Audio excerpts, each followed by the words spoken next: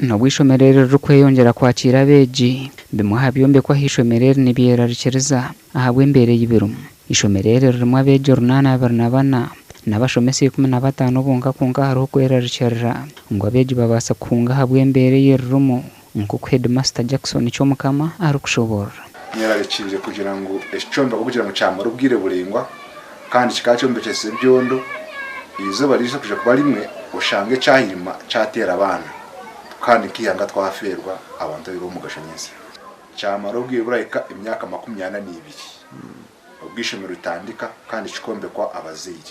cyomukama nayereka ngo hariho cyombeko kisi cy'abazire bayombekere bete n'amabati gabaremere okusiha kukimaririza nabwecho bakacombeka kugira ngo abana bije kweyongera kwije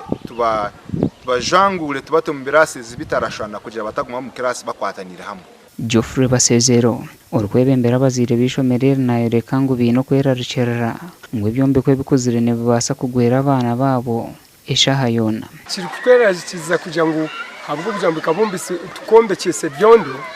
kandi bimarira ubwire burengwe n'amabati ndaja ngo uri kugareba tukwerariza kubirasa kuja kuhirima so nico turi kurwaniza kugira ngo tube twayombeke onke byombeke bisya ebitwine honkedyo bibe bituyambere tubone kutandika kuhundurura biri ebiturariza kugira ngo bitegwera abana b'ibyo Reverend Oscar Mwesigwa urukurambura amashomero mbureberezi bwa Kigezi nagira ngo amashomero mingi agari hamusinje gwe kanisa agari mu mberambi bakatwina hagandi mashomero agora kushanga gatine byombe ko ibiri kwetengwa entebe ziri kwetengwa ba master batahikire kandi twine mu n'ikindi kizibu